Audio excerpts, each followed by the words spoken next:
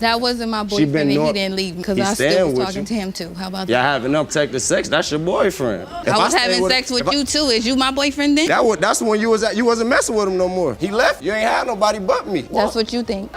It's a shotgun house. It was my house. I left it to him. You walk in, you're in the living room in the room. The proper thing to do, little girl, is to get up and acknowledge your guest who's ever acknowledge you. He wasn't even there. I don't even like I don't care if he don't like you. Don't even like While he was doing all that research trying to figure out who I was talking to, he failed to tell anybody that he was engaged to this girl. What? While he was still married. And it's on her Facebook, so he can't even lie about it. Ms. Crowley steps up to the plate with a major claim. She's asking for a DNA test to confirm Mr. Houston is the dad of her toddler, Dior. She's dead sure about the night Dior was conceived, making her case to the court. Meanwhile, Mr. Houston is on the defense, completely denying he's the father, and even claims he's got the receipts to prove it. Ms. Crowley, you have petitioned the court for a DNA test to prove the defendant is the father of your 2-year-old son, Dior. You claim to remember the exact night you conceived, and therefore, he is your child's father. Mr. Houston, you say you are certain that you are not her child's father and claim to have proof to support your case. Things heat up as Mr. Houston breaks down his alibi for the conception period, swearing he was miles away at the time. He's not just denying paternity, he's practically allergic to the idea, pouring on the doubt about any romantic reunion with Ms. Crowley during the crucial days. I even got evidence of the proof when me and her got together and all of that. It was just, when she told me that Dior was born, there was no way it could have been my baby because I was out of town. I haven't been in Rochester for numerous years. So when she was contacting me, I told her I wasn't gonna do nothing until we found out Dior was mine. I asked her, I told her I'd pay for a DNA test, she denied. Mr. Houston waves around a calendar like it's a winning lottery ticket, showing he wasn't even in the state when Dior was supposedly conceived. But Ms. Crowley isn't having any of it, firing back that she knows when and where the magic happened, and it was definitely at his house. Yeah, I got information staying right here. Telling you was a lie. Sir, what is this exact? That's a calendar. And this calendar? The blue marker, that's she staying March 11th. That's when she said we had sex. The other markers right there, I couldn't leave the state due to I had something going on. So you were out of state? I was out of town, yes. I was on March 21st? Yes, ma'am. As the debate rages on, Ms. Crowley throws a curveball, admitting she was playing the field around the time Dior was conceived. Suddenly, the courtroom feels more like a daytime talk show, with gasps and side eyes all around. This confession throws a wrench in her certainty about Dior's paternity. Her boyfriend left with another girl. She came around sad. I was the one that wasn't my boyfriend and he didn't leave because I still was talking to him too. How about that? Y'all having unprotected sex, that's your boyfriend. I was having sex with you too. Is you my boyfriend then? That's when you wasn't messing with him no more. He left, you ain't had nobody but me. That's what you think. Ms. Crowley, you were having unprotected sex with Mr. Houston? Yes. One time, Your Honor. The moment of truth arrives with all the drama of a season finale. Mr. Houston, you are Dior's father. He was out of town.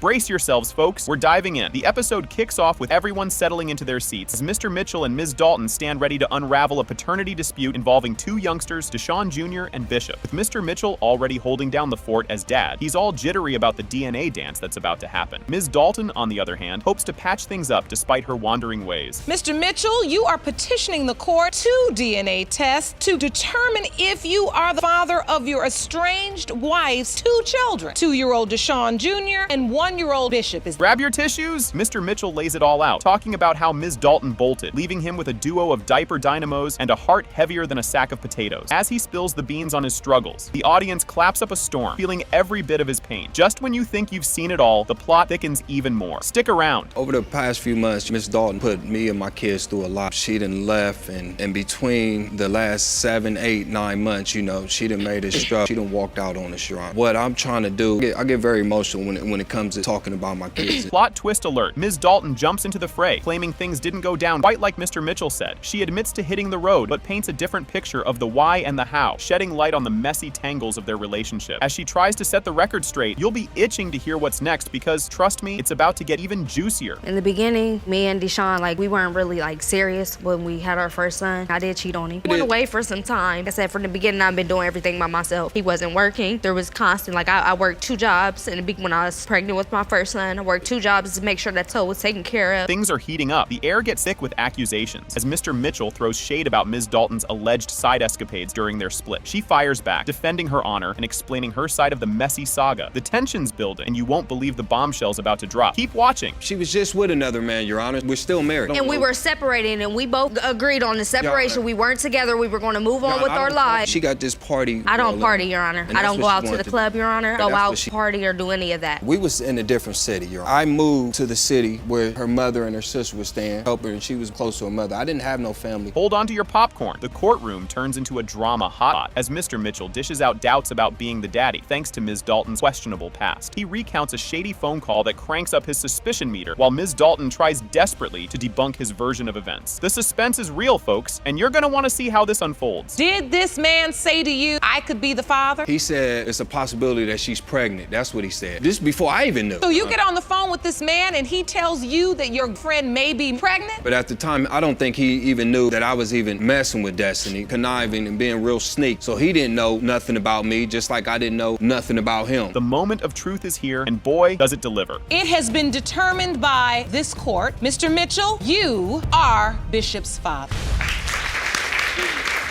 Buckle up, folks. Miss Lockridge drags Mr. Tidwell into court, claiming he's the father of her 10-month-old son, King. But guess what? He's not buying it. She's dead sure he's the dad, and thinks today's DNA results will stick it to him. And just when you think it can't get any spicier, wait till you hear what's next. Ms. Lockridge, you've dragged Mr. Tidwell to court because he has refused to acknowledge your 10-month-old son, King. You are 100% sure he's the father and claim today's results will prove your case. Here's where it gets juicy. Mr. Tidwell drops a bombshell, saying their fling was casual at best, and he nearly fell over when she said she was pregnant. He's convinced the real dad is out there, not him. Strap in, because it's about to get even wilder. Mr. Tidwell, you say you were never in a serious relationship with Ms. Lockridge and you were stunned when she told you she was pregnant. The timing leads you to suspect that baby King's father must be another man. Things are heating up now. Miss Lockridge lays it all out, saying Mr. Tidwell hasn't lifted a finger for little King, despite being the name on the birth certificate. He admits to naming the kid, but denies everything else. What's coming up will definitely raise some eyebrows. Mr. Tidwell does not have a relationship with my son. The only time he's actually seen my son is when I've made it a convenience for him and brought him to him. He hasn't helped with diapers. He barely helped with any clothes, and it hurt. It's frustrating. He named my son King. How am I supposed to raise a king and he's not there? You named him King, Mr. Tidwell? Yes, Your Honor. But you don't have a relationship with him? Nope. Mr. Tidwell finds a note and an ultrasound picture on his bed one fine morning. Surprise, it's a baby on the way. Miss Lockridge left it like a mystery novel plot twist, and now we're all turning pages to see what happens next. She came over to my house. We hung out. The next day, I see a piece of paper on my bed. I grab it, I looked at it. It was a note with an ultrasound. I'm not sure the exact words of the note, but it said that she didn't know how to tell me this. She's sorry she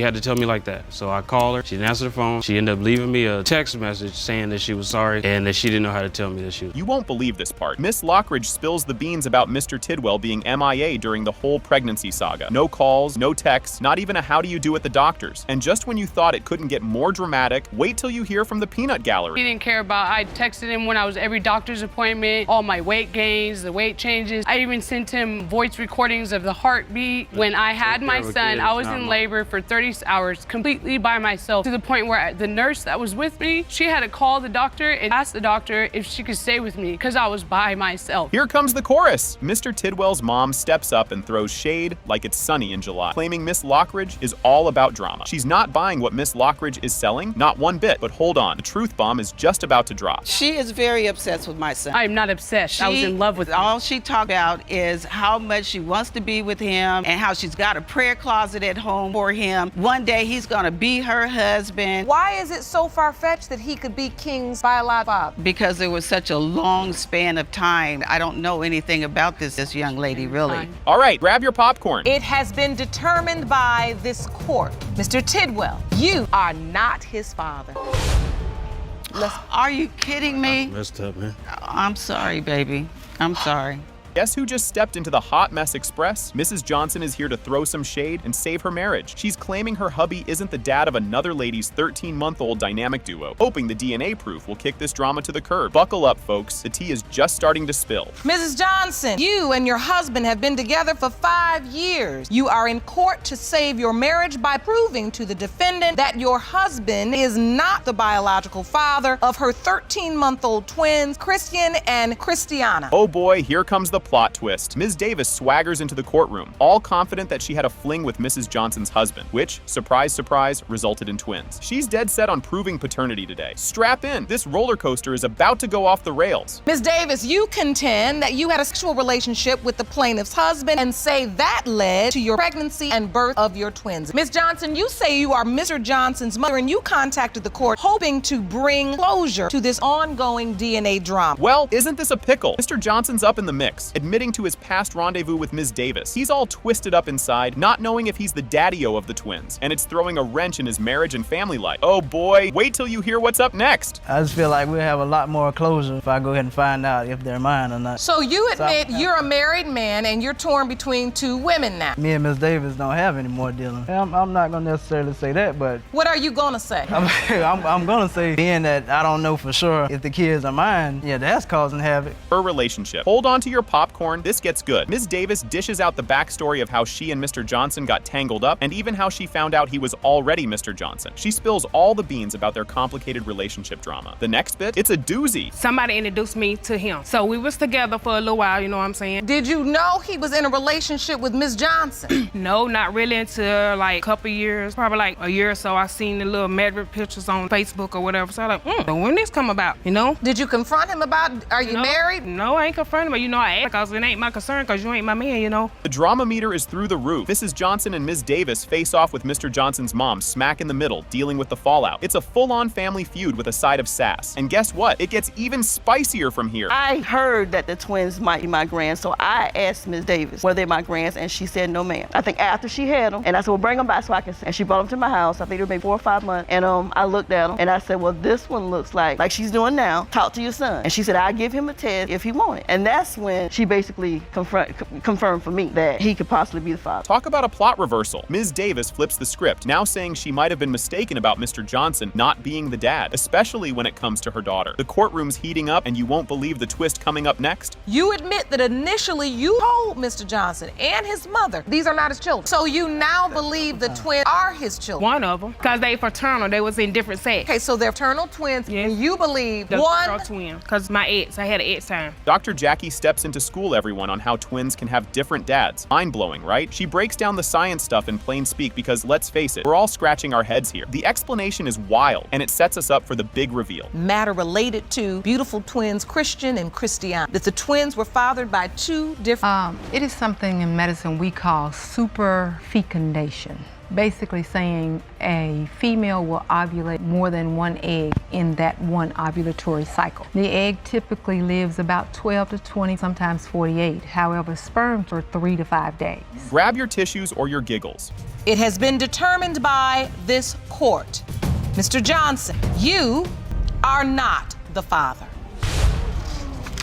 Can you even handle what just went down? Ms. Knox swings into action, claiming her ex, Mr. Bailey, needs to face the music and accept he's the daddy of her adorable 1-year-old Cash. She's also throwing a financial curveball at him, demanding $3,280 for baby expenses, because, well, diapers aren't cheap. Get ready, because the roller coaster is just leaving the station. So you are seeking a DNA test to prove to your ex-boyfriend, Mr. Bailey, that he is the father of your 1-year-old son, Cash. You claim the only reason he's denying your son is because of his meddling mother. Only do you want to establish paternity, you are also suing for child rearing expenses in the sum of $3,480. You're not gonna believe this. Ms. Bailey jumps in with a zinger, accusing Ms. Knox of trying to cash in on her son's sweet dance moves because he's about to be the next big thing. According to her, it's all about the Benjamins for Ms. Knox. Buckle up, folks. Things are about to get even spicier. Ms. Bailey, you claim your son is a famous dancer and is about to hit it big. Both of you claim Ms. Knox is pinning a baby on your son because she is after his fame, future fortune. Hold on to your popcorn. Ms. Knox isn't just talking the talk. She's walking the walk with a stack of receipts taller than her toddler. She spent a small fortune, $6,960 to be exact, on everything from baby wipes to strollers. Mr. Bailey admits he chipped in for the circumcision, but that's about it. Next up, we dive deeper into the wallet woes. Do you have receipts? I do have receipts that will substantiate of all the stuff that I had for my child. I had to buy wipe, car seat, strollers. I haven't seen anything from it, Mr. They told total $6,960, half of which is $3,480, which you say he would be responsible for to help raise a child that you claim is, in fact, his biological child. Just when you thought it couldn't get more dramatic, Mr. Bailey tries to show he's not the deadbeat dad type by showing off some baby gear he bought. Then, bam, a tweet pops up where he seems to be joking about the whole situation. Stay tuned, because the judge is about to weigh in on Tweetgate. I have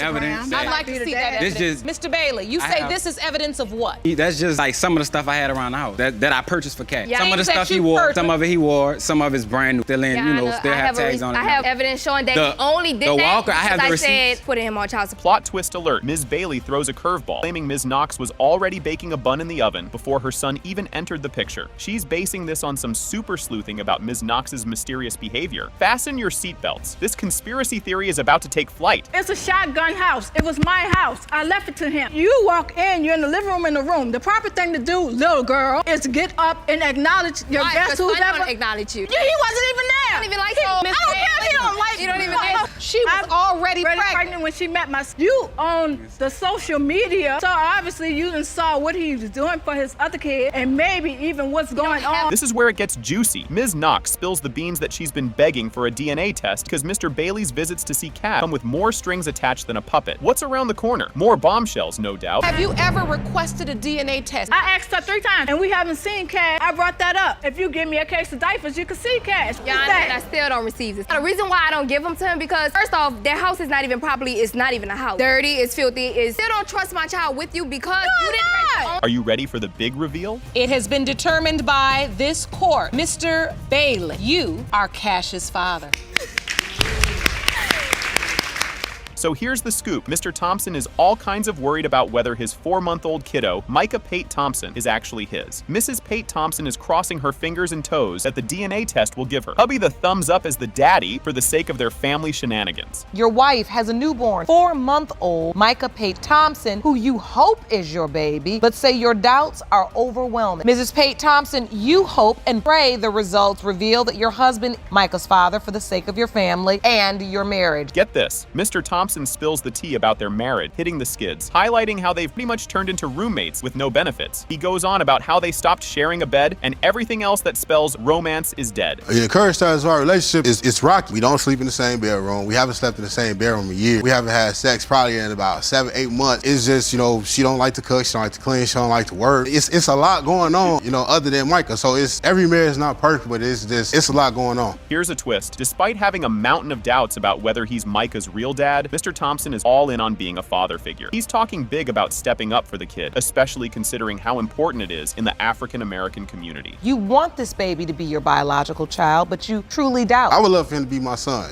If he wasn't mine, I don't know if I could raise another man's child. With everything going on and the connection that me and Micah has together, I can't let another child, especially another black child, grow up without a father. Grab your tissues, folks. Mrs. Pate Thompson is pouring her heart out here, really hoping Micah is her man's son because she doesn't want to lose her boo. The emotional roller coaster is just leaving the station, folks. I want Micah to be his son. I don't want to lose my best friend. We've been together so long. I just don't want to lose him. How this relationship began. Certainly, at some point, you all were happy together. Yes. Rewind to the good old days. They met in college. He was the class clown behind her. All smooth moves and cheesy lines. From study buddies to soulmates, they were thick as thieves. But oh boy, don't get too comfy. Things are about to take a dive. We met in college. We had a class together. And he sat behind me, cracking jokes, trying to copy off my test. Next thing you know, we were talking and we were together in a relationship. Couldn't see him without seeing me. So, Mr. Thompson, the bottom line is you met and you were very happy together. Yes, ma'am. Yikes, here it comes. Mr. Thompson reveals he had to play detective and get DNA tests for their first 2 munchkins because trust was as thin as cheap toilet paper. And if you thought that was messy, just wait till you hear what's next. LaToya first started getting into marriage and stuff like that. I had found out she was doing some things that she shouldn't have been doing. Text messaging, meeting up with guys and stuff like that. So when I confronted her, she said it wasn't true. I found out otherwise. I had to get DNA tests on my first 2 boys. We married, but every time while know we in a marriage, and every time you get pregnant, I gotta get a DNA test. Hold on to your popcorn. After Mr. Thompson pieced out, he shacked up with another lady, which led Mrs. Pate Thompson to hit the divorce button. Drama level, soap opera, and guess what? It only gets juicier from here. When I left, she said she was gonna work on herself. Me and her had ample While he was conversations with somebody else. about her working on herself because she deleted me off social media. I found out she started adding all these other dudes to her social media page. You were gone. You were living somebody else. So why shouldn't she move on? She didn't want to move on. She said she was gonna work on what she needs to work on. Planning to get a divorce? Yes. Oh, the irony. Turns out Mr. Thompson had no clue how marriage works, considering he popped the question to another gal while still hitched. Chaos, confusion, and a whole lot of what the heck moments. While he was doing all that research trying to figure out who I was talking to, he failed to tell anybody that he was engaged to this girl. What? While he was still married. And it's on her Facebook, so he can't even lie about it. You asked another girl to marry you while you're still married to your wife? I did. See, he never admitted it. When I asked him about it, how could I be engaged? I'm still married. That's what he told me. Yeah, I mean, I still gonna say it, but I did. And boom goes the dynamite. It has been determined by this court, Mr. Thompson, you are not father.